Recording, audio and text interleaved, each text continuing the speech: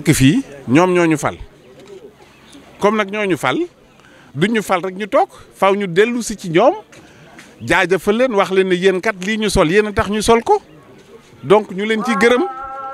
bu ko defee nag waxaale aussi ci situation politique bi loolu de mooy suñu tànk fii moo doon suñu tànk Kaffrine barki démb mooy dooni suñu tànk Louga mooy dooni suñu tànk Thiès ci fan yi ñëw on est en train de vouloir faire le tour du Sénégal et on a déjà commencé depuis longtemps. waaw. voilà non bëggut a leeral parce que dialogue booy dialogue ki nit da nga koy jéem a yey wala nga moom mu yey la mais da ngeen a war a waxtaan. da ngeen a war a waxtaan parce que pétrole bi ñun ñëpp ñoo ko moom pétrole bi moom dafa fi bàyyi gis nga ñun ñi bi ngeen ñu falee 2019 aussi ñun ñii dañ ko fi bàyyi pétrole bi c'est pas l'affaire d'1 an de 2 ans de 3 ans pétrole c'est l'affaire de centaines d'années d'ailleurs contrat yi ñu ci fi signé c'est des contrats de 30 ans donc xam nga ne 30 ans boo ko waxee ñun même bu fekkee ne jàll nañ 2019 dañ ko fiy bàyyi ñeneen ñëw donc du mbir moo xam ne président moo ko moom wala keneen moo ko moom askan wi moo ko moom parce que constitution bi dañ ko modifié wax ne c'est pas l'affaire des États mais c'est l'affaire du peuple moo tax ñu war a def concertation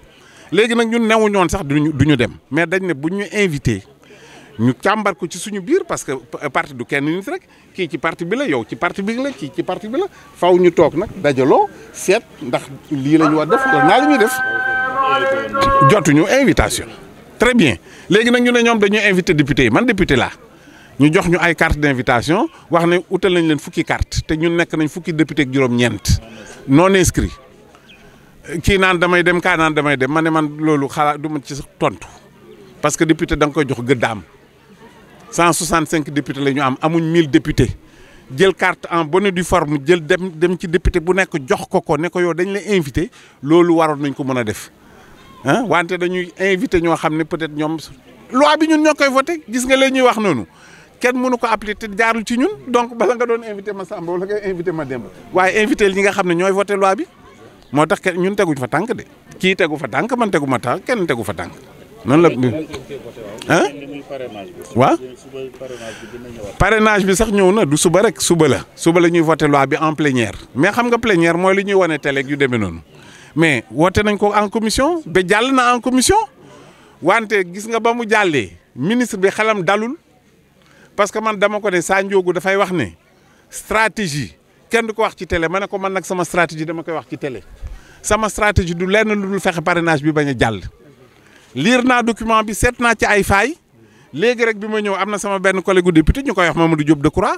ne ma Issa dañu def conférence de presse dañu bugg yow nga animé ko. parce que fitnaal nga yow yaag Soxna Mbossé ak Babacar fitnaal ngeen ministre bi keroog waaw donc yéen a war a animer conférence de presse bi ba ma répondre ko ne ko waaw mais man il faut ma dem plénière bu ma demee plénière ba pare dinaa ñëw n'est-ce pas donc dinaa ñëw animer conférence de presse bi mais am na fiñ ci wax ci loi wu parrainage bi ñoom dañ ko seetluwul sax ñu ne bu ngeen déposé seen candidature ba pare ñu door a génn carte d'électeur yi loolu nan la mën a nekkee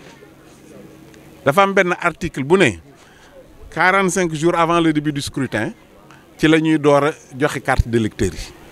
te parrainage bi te candidature yi c'est 75 jours 60 jours ci fourchette boobu la léegi nag yow nga joxe sa candidature yi pare ñun la 15 jours après la ñuy joxe carte yi te carte yi nit ñi ñoom moom carte yi ñoo lay parrainer mais loolu paradoxe la. bi ma ko waxee ministre bi mu ne mais yow xanaa da nga xool R50 nee na la distribution des cartes est permanente ma ne ko mais monsieur le ministre xanaa xamu ne RL moo ko gën a fort ñi jàng droit yow yaa ci sama kilifa ñi jàng droit xam nañ ne constitution moo gën a fort loi organique moo gën a fort loi ordinaire moo gën a fort décret ci silsile bi moo gën a fort règlement léegi yow règlement R50 bu ne carte yi la distribution est permanente ñoom ñu cabaxal te loolu nekkutoon ci code électoral bi ñu cabaxal beneen article wax ne les cartes seront distribuées 45 jours avant le début du scrutin loolu rek dàq na loi bi beneen bi ñu wax ci ne parce que parrainage bi du élection présidentielle rek contrairement à ce que les gens pensent parce que ñëpp dañuy wax présidentielle mais du présidentielle rek nee nañu pour nga nekk maire déglu leen bu baax li may wax. Tu as besoin d'un certain pourcentage disons peut-être même 1% dama joxe rek exemple defe naa ëpp na ko sax 3% la mais ñu ne disons 1% du fichier général man ma bëgg a nekk maire Tataguine Tataguine nekk 6000 électeurs ñu ne ma déedéet il faut nga ñu 67000 parrainé la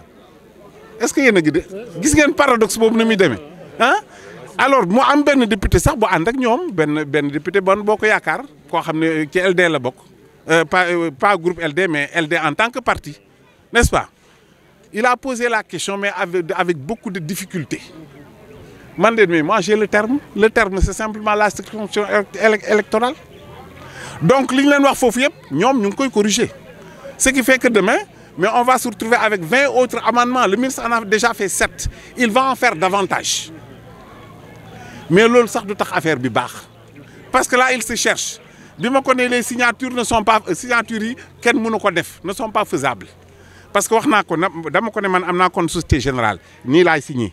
am naa compte B6 nii laay signé am naa diplôme étudiant yu may signé nii laay signé noonu man la neex te am naa ci droit léegi nag signature yi ban nga ciy jël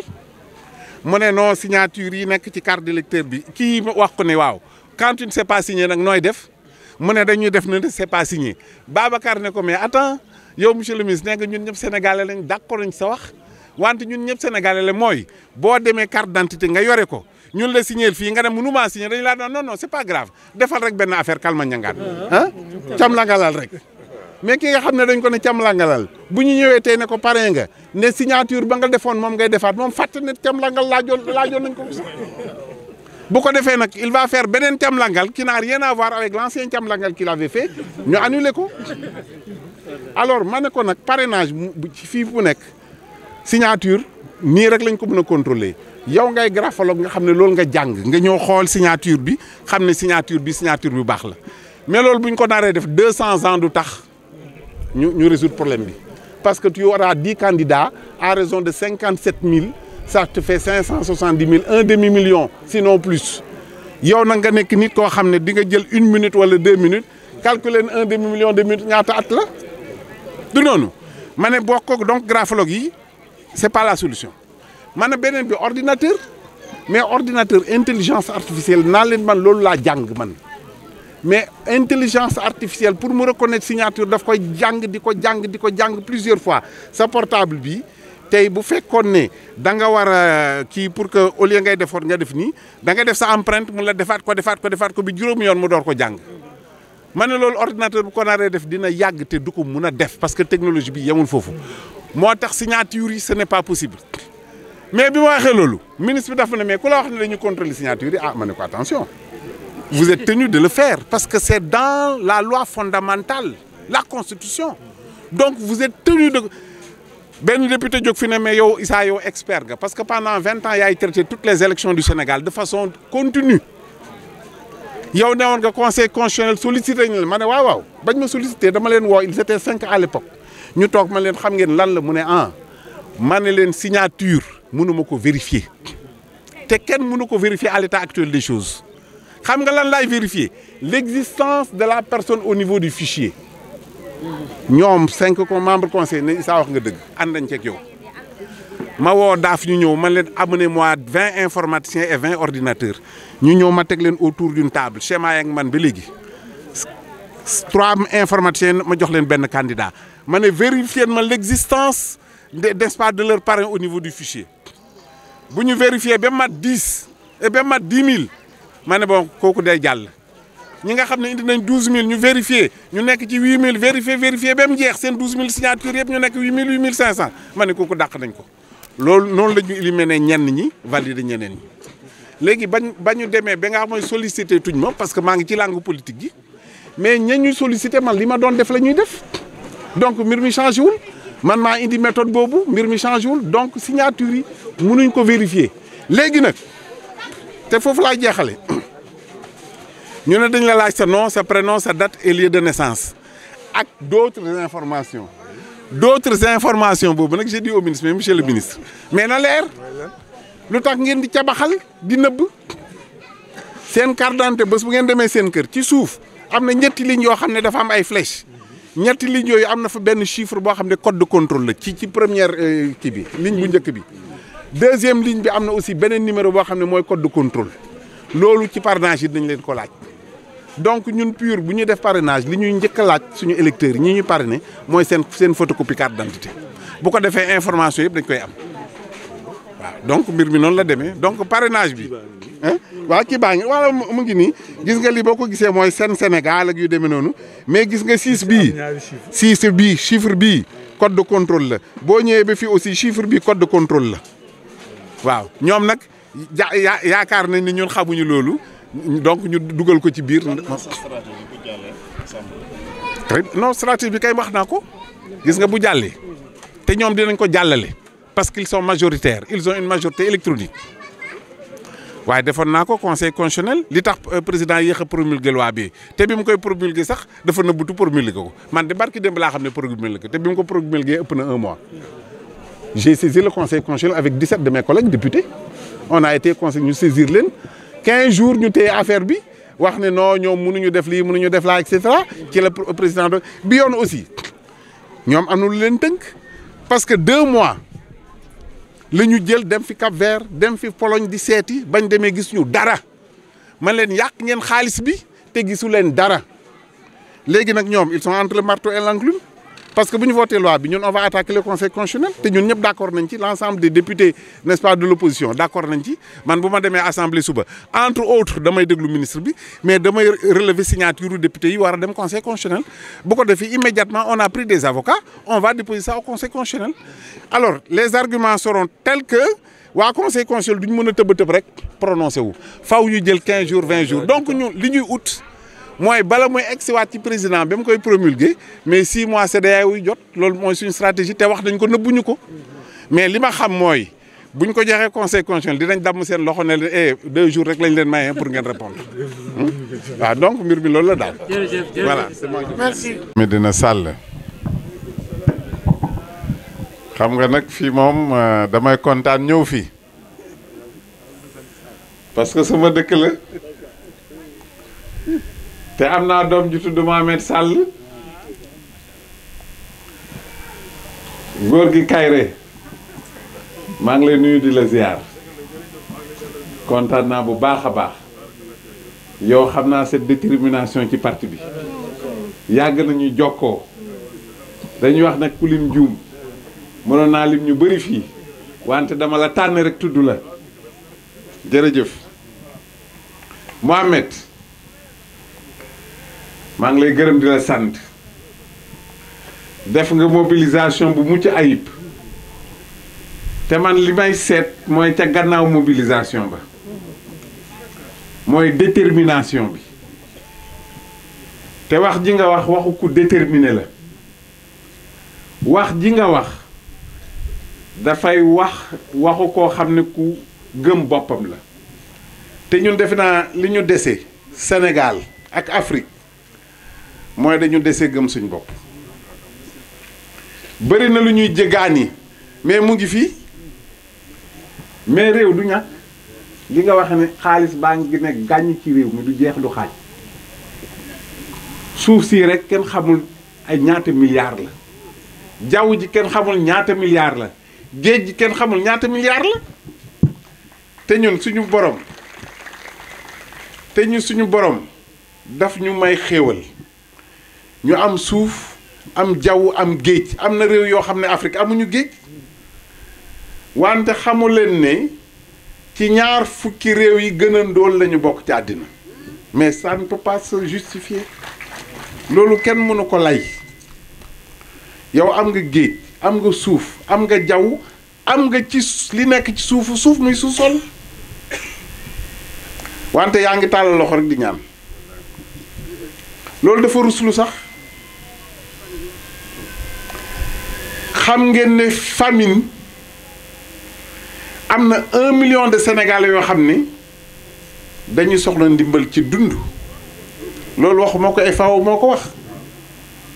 xam nga yow bu ngeen nekkee 14 ba 15 millions ñu ne am na ci 1 million yoo xam ne bu ñu jëlul dund jële ko bitim réew jox leen ko daanaka maar di yem si te loolu nag li ko waral du lenn lu dul ñi ñu jiite rek parce que kat nit boo ko wooteelee dafa war a seet yow mi ko wooteel gis ngeen lii yéen a tax ñu sol ko moo tax ñu ñëw seet si leen tey bu ngeen ñu wootee lu toon écharpe yi amuñ droit sol ko soxna Mbossé du noonu. anglais dafay wax ne civil servant français nag je parle sous le contrôle des administrateurs français nag dafay wax autorité kooku c'est un terme galvaudé autorité dafa amul yéen ñi yéenay autorité yow buñ la falee ñi la fal nga war a taxaw ci seen soxla da ngay jàpp ne yow sa soxla ñoom ñoo war a taxaw ci sa soxla ñoom ñoo la fal ba pare yow nga ne man maay autorité yow da ngay dem sax bëgg leen a gis doo leen mën a gis anglais nag daf naan civil servant mooy maay seen serviteur wante yow bu fekkee ne loo am nga ci ut alal joo ci am oto bu rafet yére yu rafet war koo jële ci nit ñi loolu gàcce la te loolu moo ñu dal yow kay da nga war a désintéressé seet askan wi li ñu bëgg nga xar ci sa tànku tubéy looloo tax ñuy wax leader nga sacrifié wu seet askan wi ñu bëgg nga xar ci sa tànku tubéy bi ma gisee lampe bi dama jàppoon ni fii amul électricité wante ma toog tuuti dégg gërr ma xam ne groupe la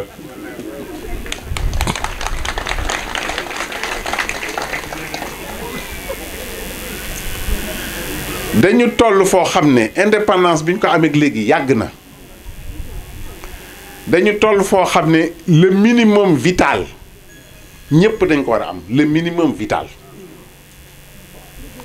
Cap-Vert gii nga xam ne c'est à 2 pas boo demee ñoom ñëpp am nañ le minimum vital ñoom c'est un pays montagneux mais da ngay seet montagne ba ca kaw nga gis fii lu courant yi dem ñu am électricité foo xam ne da ngay jàpp ni nit dëkku fa sax wante ñoom ñu yóbbu fa courant yóbbu fa ndox te foofu c'est très difficile pour nga yóbbu foofu loolu parce que c'est un pays montagneux mais ñun Sénégal xalaatuñ loolu Diamniadio nag Sénégal yemul Diamniadio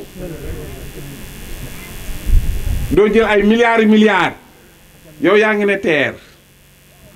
bi attention pareegul de mais bu pare dina dépasser 1000 milliards d'accord ni ñoo koy d'accord nañ ci de bu paree dina dépasser 1000 milliards terre bi jóge fan jóge Dakar yem Diamniadio war a jóge Diamniadio dem AIBD waaye lu la tere yow nga xotti ba Tambacounda xotti ba Ndar réhabilité chemin de fer bu njëkk bi ñun bi ñuy jàng man ma jóge Tataguine di jànge Ndar dañuy jàppoon ne oto sax amul ñun saxaar rek lañ mu saxam nga jóge Saint-Louis nga jóge Dakar wala nga jóge Thiès wala nga jóge Kaolack di dem Saint-Louis doo mu sa xalaat oto train rek nga jël et c'était confortable marchandise yi aussi la même chose mais tey boo jógee fii di dem Tamba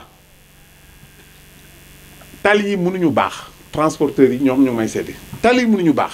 di nga gis nag tali bu rafet amul pax amul dara mais dee ci daw 50 bi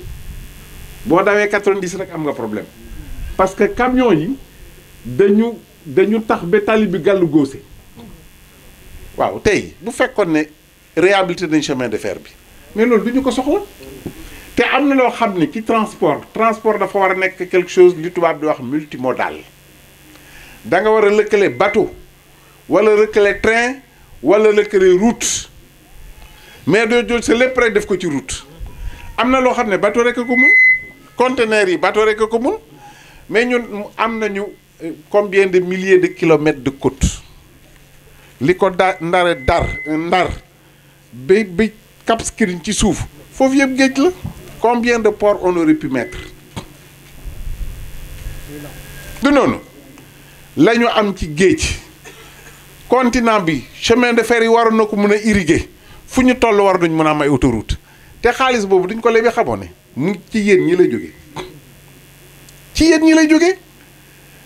mais war na jóge ci yéen te du ngeen ko yëg très bien war na mun a jóge ci yéen te du ngeen ko yëg parce que yéen impôt bi ngeen di fay fii bopp bu nekk 1000 francs lay fay defe naa mais am na koo xam ne li mu am ci koom mat na 1000 fois li ngeen am te du fay benn impôt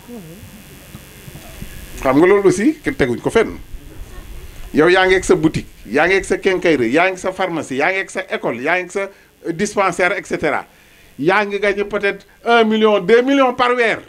ci sa activité wante fayoo impôt bi la ko jar naam duñ leen teg sax loo xam ne attanu leen ko mais dañ leen teg loo xam ne yow da ngay yàkkamti sax pour fay boo demee dans les pays développés ñoom du ñu dem ay bureau impôt et domaine déedéet ci ordinateur rek la ñuy toog envoyé lu ñuy envoyé mais dañuy am civisme boobu ba nga xam ne bala muy jot rek ñoom ñu fay mais léegi problème bi ñu am mooy fii yow boo fayee xaalis bi bu duggee man ngeen ko jox te rendre ma leen compte loolu mooy problème bi parce que boo nee nit ñi fay leen nit ñi fay mais da nga ci war a def réalisation boo ci defee réalisation dem ne réalisation lii ak lii ak lii laa def ci impôt yi moo tax bu fekkee ne yow mënoo rendre compte li tubaab na li anglais naan accountability nga rendre compte mais yow pour nga fayeeku nit ñi sax day doon problème ci yow yaa ngi voté budget presque bu ma nekk 4 milliards 4000 milliards yow yoreel nga bor xale yi parce que yaa leen jox bourse chose promise chose due fayoo leen donc bor boo yore la man école laa yore ñetti at ngi xaalis bu dul jeex la mais état bi yore fayu ma ko te defe naa loolu yëpp man dama koy rus a wax sax parce que loolu yëpp yéen dégg ngeen ko les universités privées non man ñemewuma leen a dàq parce que ils n'ont rien fait les étudiants c'est ça barke démb laa leen remettre ñoom ñëpp seen diplôme seen waajur yi ñëw ne ma dàqoo leen yow de kii ma leen non man lu tax ma koy def est-ce que étudiant bee fautif étudiant bi deful benn faute mais yow mi diggeeg école yi ne damay samay doom dama leen di orienter ci sa école toog ñetti at ba ñeenti at feyoo leen li tax ma cité ko rek mooy yoreel nga ñooñu yoreel nga xale yi CMU yi boo waxee ñu ne na échelonnement de paiement la déedéet xaalis bi la ñu lekk affaire bi c'est pas autre chose parce que fii mu nekk nii budget 4000 milliards ñu daw ba mois de juin waaye kees yi waroon na am lu mat 2000 milliards pour continuer le reste de l'année mais bu ministre bi ne 700 milliards la mais 700 milliards sax fay ñu bor yi donc il faut nit ñi am na ko wax sànq fi ñu demoon defe naa Pire la ñu jóge bi ñu jógee Pire kenn nelawatul yow boo jiitee nit ñi defe ne yaa leen gën a muus fekk ñu la gën mbong fuuf gën a muus fuuf ñu ngi toog di la diglu xam loo xamul te di la déglu léegi nag yow boo xamee ni nit ñi yeewu nañu te suñu borom rek moo la teg ci seen kanam mais maandul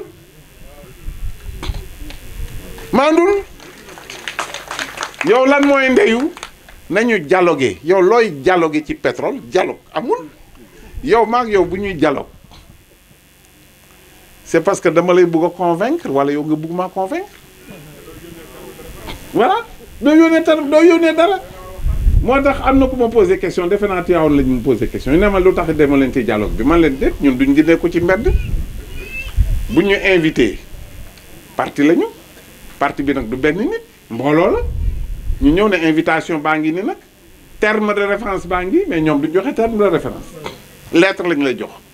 mais yow yaa ngi woo nit te wax ko ne boo ñëwee lii ak lii ak lii la ñuy waxtaane loolu jaru ko ma ne donc bu ñu invité ñu tas ko seet ci suñu biir nan la ñuy def invité wuñ ñu jeex na demuñu mais invité nañ ñu xam nga nee naa invité wuñ ñu mooy pur invité wuñu ko mais invité nañ ñu en tant que député waaye bu fekkee ne dañu nekk lu mat 19 députés non inscrits yow nga jël fukki carte ne jox naa leen fukki carte député yi bëriwuñu 165 la ñu Sénégal li muy rëy rëy 165 député la waroon nañu mën a jël député bu nekk ñu dem jox la carte ne yow kat soxla nañ sa teewaay parce que yaakaar nañ sa kaddu ci wax ji wante yow ñu jox la fukki carte sur 19 députés ngeen bugg a ngàtt ci fukki carte yi ñii am ñi bañ a am man yëngalu ma sax yëngal sax dafa ko deful teguma fa tànk tey teguma fa tànk ëllëg parce que nit ki aussi faaw nga am fayda ci sa bopp. ñu ne dialogue sur le plan politique sur le processus électoral ñu ne waaw yéen bu ngeen seetaanee médias yi dem nañu mais ba ñu demee ne bulletin unique day tax ñu économiser lu bëri te dafay tax bulletin pur bu nekkee fii bulletin parti yëpp nekk fi bulletin pur bu ñàkkee fii bulletin parti yëpp ñàkk fa donc foofu équité mu ngi fi égalité mu ngi fi démocratie mu ngi fi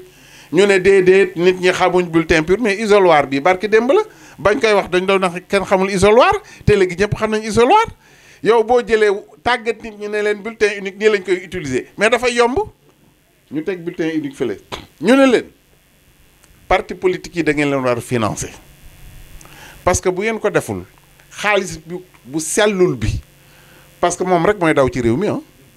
bëri na fa blanchiment d'argent xaalis boo xam ne ci réseau yu garaaw la jóge dugg ci réew mi ma ne bu boobaa nit ñi dañ koy utiliser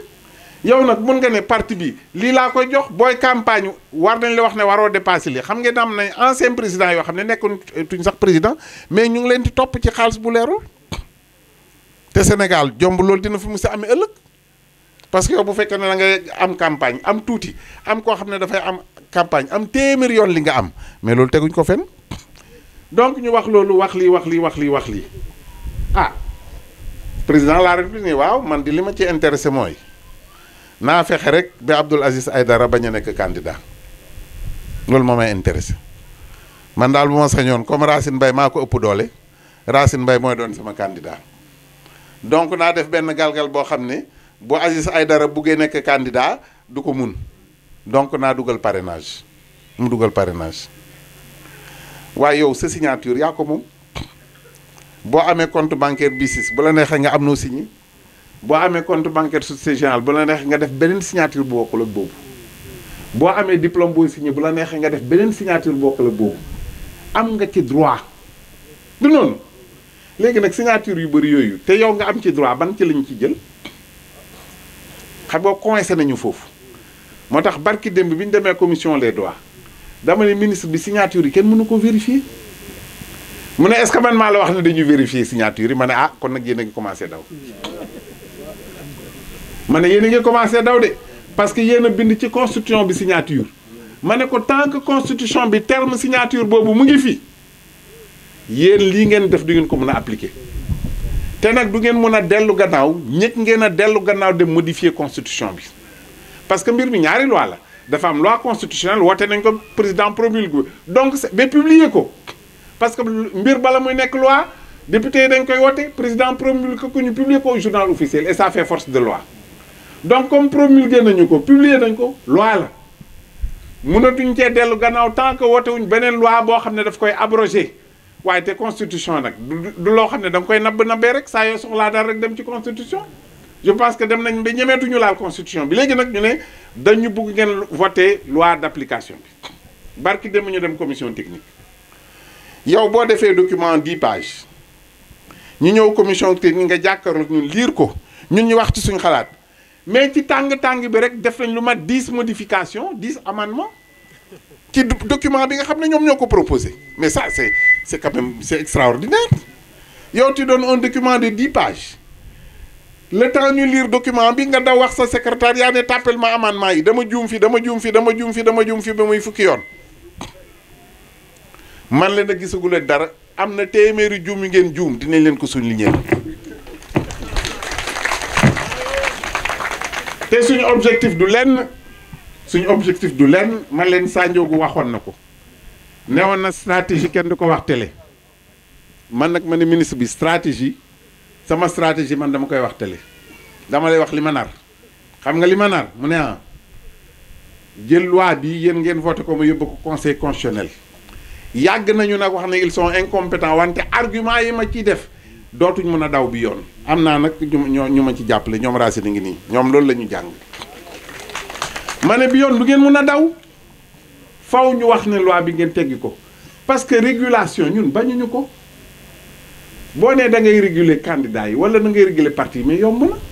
neel parti bu deful congrès chaque 2 ans doo def li dañ ne parti bu amul récépissé parti bu amul compte bancaire parti bu amul lii amul laa amul siège mais loolu bu ko defee 400 parti ñuy wax mais presque 300 parti yëpp dootuñu amati parce que bëri na fi parti amul siège bëri na parti boo xam ne amul compte bancaire bëri na fi parti boo xam ne musul def congrès mais loolu nga war a def wante ne da ngay def parrainage bi dem nga bi mënoo ko appliquer parce que suba la ñuy voté loi bi voté nañ ko en commission technique jàll na des na commission plénière mais ils vont faire du forcing ñun lu nekk dinañ ko def pour mu jàll mais ils vont faire du forcing tubaab nag daf naan dura lex sed lex loi lu métti métti loi la pour quand même ñu pare ci parrainage bi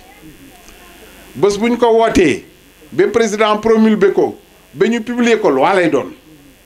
munoo nekk nag naan non non ànduma ci ñun ndax ànduñ ci loolu moom leer na àddina bi yëpp ñëpp xam nañ ne àndu nañ te xeex nañ ko wante bés bu ñu ko wootee mu nekk loi te ñun dañuy dem élection présidentielle du noonu kon nag dinañ ut parrainage nag ci yéen lañ ko yaakaare mais ngeen def ci attention tuuti ci parrainage bi wax naa leen ko ñoom mais dama leen ne ñaanuñu ko bu ngeen yeboo kaso yi ngeen yokk ko commencé koo tabax wax ju garaaw laay wax ma ne parce que parrainage bi bu ñëwee sorti parrainage bi lii ay doublon la doublon yi nag dina am 100 000 doublon te ku ci def doublon ñu tëj la tey kii candidat la man candidat la yow nga parrainé ko parrainé ma tëj nañ la loolu la loi bi wax de xaw ma ndax yéen a ngi dégg li may wax bu baax boo parrainé nit yow pur nga bokk sa bokk pur dëggu na man candidat pur laa ma yónni Mohamed pour mu ñëw nga parrainé ma boo xasee ba signé tëjul sa néeg ku la waxati parrainage sax tëjul waaw parce que bés boo parrainé keneen benn dugal ko ci ordinateur bi seet ne yow pare nga pur pare na ko keneen tëj nañ la loolu la loi bi wax dañ lay tëj amaan la diggante 10 000 francs ak 1 million tëj la ñu tëj la diggante 1 mois mu ngi ci sama saak diggante 1 mois ak 1 an xam nga loolu garaaw na trop léegi nag ñu ne yow mi nga xam ne dañ lay yónni pour nga uti parrain yi tey bu ma nee Maguette mii wala Ababacar mii yow tu es responsable de Tivaouane donc je te charge de me chercher 10 000 parrains pour le département de Tivaouane ñu ne yow bés boo defee ay lu xóor ba nga jéem a jox nit ñi ay xaalis wala nga ba jéem leen convaincre de façon truc pour ñu parrainer la tëj nañ la loi bi wax na loolu ñaanalu ma la voilà maa redeyib si comme disent les Saint-Louisiens ma ne leen nag attention yéen tëj ngeen parrain bi tëj ngeen collecteur bi xam ngeen ki ngeen war a tëj te tëjoo leen ko mooy yéen ñi administration bi nga xam ne yéen a ngi lu xóor nit ñi jotuñ seen carte d'électeur mais loolu dañ ko war a def aussi ci code bi wax ne ku def lu xóor en tant que collecteur tëj nañ la wala ñu amaan la kuy parrainer def double parrainage wala ñu jënd la nga nangu ko tëj nañ la mais ki nga xam ne fexe na ba nit ñi jotuñ seen carte tëj nañ la aussi te on devait commencer par eux parce que élection législative yi gis ngeen ni mu demee bëri na ñoo xam ne seen carte jotuñu ko bëri na ñoo xam ne bi fii mu nekk seen carte génn na mais xam nañ fu ñu nekk donc góorgóorlu leen ci parrainage bi lii nag nuyu si leen la parce que yéen ñu yóbbu assemblée du ngeen ñu fa yóbbu rek ñu toog assemblée lu ñu am ñu dañ koy bokk ak yéen ñëw seet si leen siyaare si leen nemmeeku si leen jàng ci yéen parce que loolu mooy suñu rôle bu ñu jàngee ci yéen ngeen wax ñu seen jafe-jafe ñu dem assemblée wax ko fa loolu moo ñu indi fii dinañ fi ñëwaat nag incha allah beneen ñëwaat bi parrainage bi moo ñuy indi dinañ fi ñëwaat encore beneen ñëwaat bi mooy campagne électorale ñu yaakaar fi ñëwaat beneen 4e ñëwaat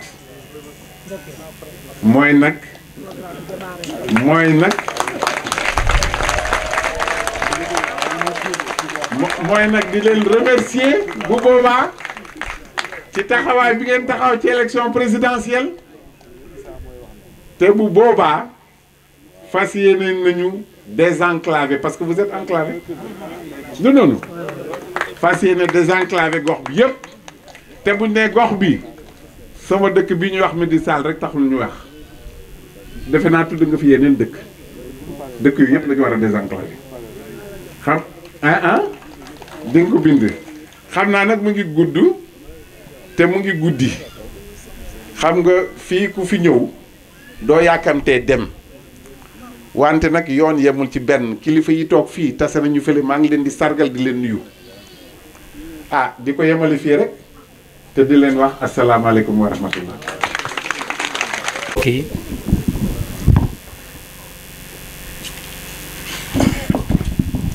man daa fa woon ni ci ñi teeru laa bokk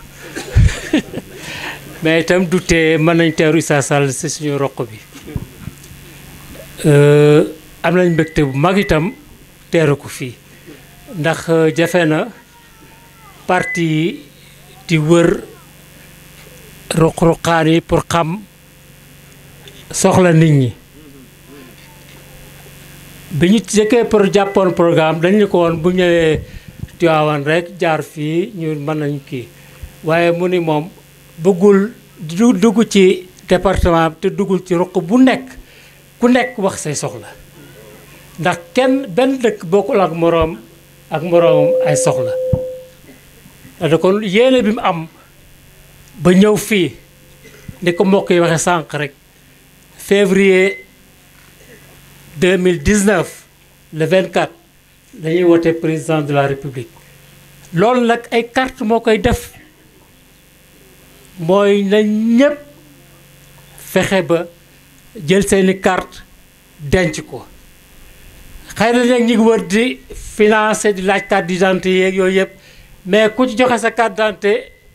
xamul fa nga ko dugal fan la te soxla nañu li ñuy waxe parrainage yi maanaam li ñuy bàyyile ak candidat yi ñun ñii ak waa ruq bi yëpp ku ne garder sa carte d'identité comme sa bijou or bu ko jox kenn lu dul bu la ko waa PUR yi laajee ndax suñu bëggee réew mi soppeeku nañ ko teg ci loxo Issa Sall xam nga réew mi ñu ngi wax ay or ak i pétrole ak lu ne ñu ko fi wax mais lu mu bari tant que teguñu ko loxo yu sell yu koy gérer ni mu waree pour population yi du am benn njariñ ndax pétrole bi ñëwagul ñi ko séddoo xaat kooku bu pétrole ba ñëwee xaw fu ñu jëm kon loolu nag pour mu soppeeku réew mu tegu fu mu war a tegu ndax mag ñi liñ fi liggéey ba tey ñun gisaguñ ko seeni ñaañam ci mi ngi tag mais su fekkee njaboot gi taxaw nañu sellal lépp ubbeeku te incha allah su ngeen joxee seen loxo jàppale PUR incha allah liñ bëgg ci réew mi dina am si c'est PUR je m'engage loolu du waxi kese làmmiñ on s'engage ci carte yi engagé wu du wax ak nit ñi dégg nañ PUR xam nañ ni sellal nañu tey ku leen jox réew mu joxal ko mais loolu day fekk nag ñu jóg ci wax ak ñëpp muy catholique baak muy juif baak ñëpp bëgg réew ñëpp ñoo bokk réew mi te kon dafa laaj nag loolu bu kenn tërati nelaw fii ak février incha allah na ñëpp dugg ci kër yi wax ak nit ñi samp cellules yi nit ñi jàpp ci parti bi réew mi soppeeku asalaamaaleykum wa rahmatullah ñu ngi nuyu ñëpp di leen ziar suñu xol dafa sedd parce que woote ñu wuy si la ci jamono bi ñu nekk ak géewu politique bi ni mu mel yombul mais vraiment yéen moom amuñu dara lu dul sant leen gërëm leen balaa may jàll ma nuyu sama ñaari doyen yoo xam ne ñoo fi nekk muy monsieur le sous-préfet Youssou Anne dëkk Tivaouane mu doon service Ziguinchor mu fa doon servir ñu bokk fa nekk ba yàlla may ko retraite mu ñibbi si Ziguinchor kon xamantewuñu Ziguinchor xamantewuñu Tivaouane mais Ziguinchor la ñu xamante ci wayefam ak disponibilité am ak jàppale bu mu ñu daan jàppale bi mu fa nekkee en tant que autorité di ci teg itam suñu góor gi Alla Kayre yaakaar naa man ak moom ñoo bokk profession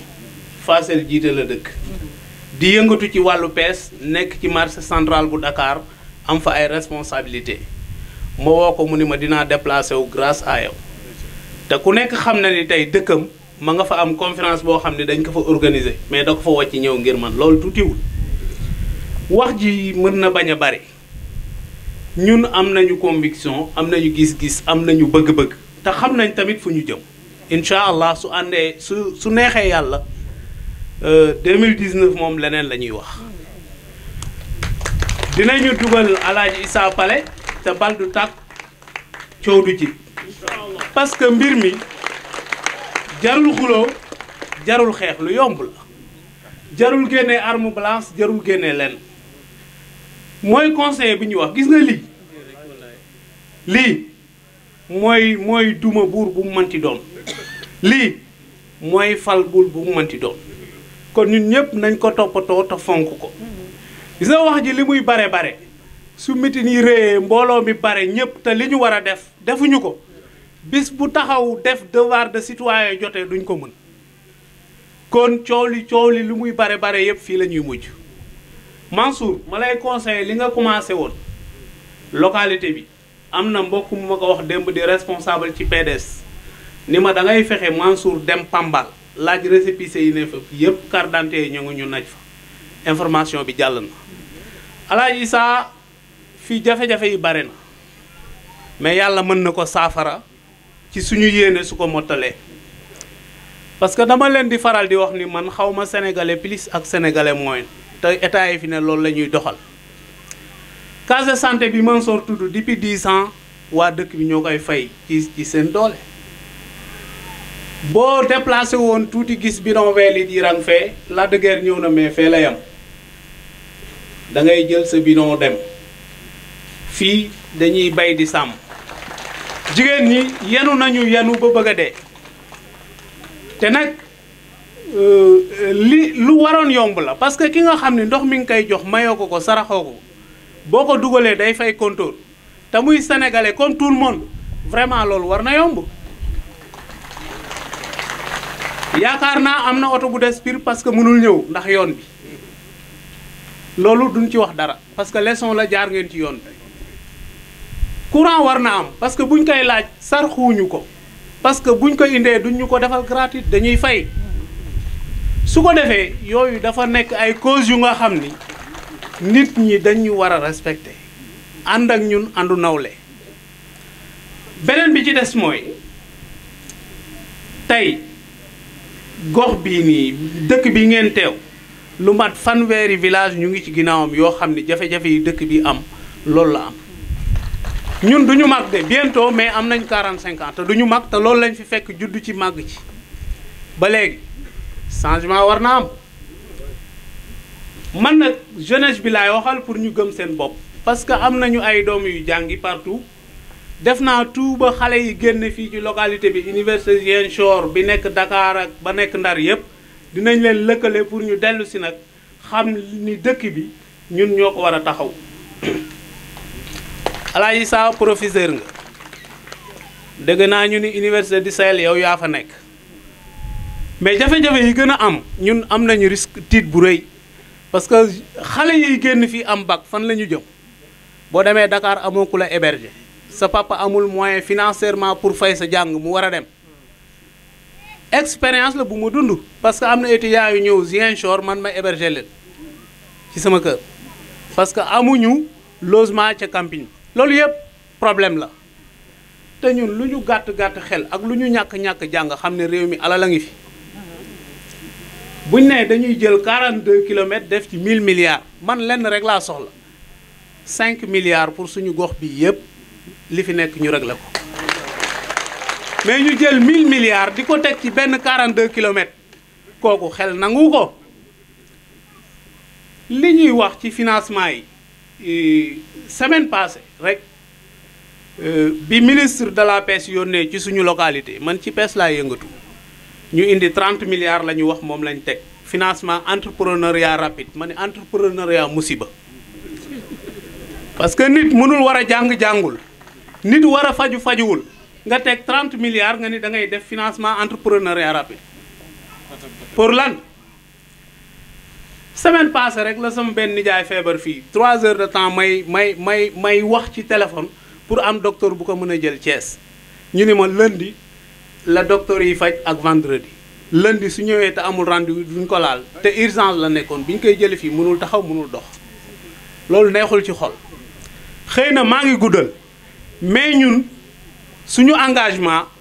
lii moo tax ñu engagé wu ak Pire suñu engagé wu nañu nag mais dinañ dem ak détermination ñii fi daje ñëpp ay góor lañ yoo xam ni kenn ku ci nekk mën naa la jox loxo jaar ci sa tur ñoo fi yarandoo màgganoo fi xamante nañ bu baax ay nit yi valeur lañ bay ak sàmm la ñu xam mais nag commune bi bari na ay jafe-jafe mais ñun dinañ ci jël suñu responsabilité parce que ñi fi nekk itam ñoo ngi jot seeni message vous yéen laay waxal ñi fi nekk jot nañu seeni message parce que def ngeen benn sit-in boo xam ni fan yi presse bi jàllee na ko dem na internet dem na ci télévision yi mais bañ ka ne sa gox bi ba léegi ñu ngi bañ daf ni ñooñu jaaxaluñ ma parce que man sama saaku dugub laa yor te ay ginaar lañ su ma demee suyal leen kooku nag kenn ku nekk ci ñun moom mooy xam naka la koy fajee jarul wut yet jarul wut jaasi jarul wut dara le 2019 incha allah ñun ñëpp ci kàttanu yàlla buñ ko fekkee te dañ koy fekkee ñu jël bii rek dugal Pire Sénégal jëm kanam wasalaamaaleykum wa rahmatullahi wa barakaatu.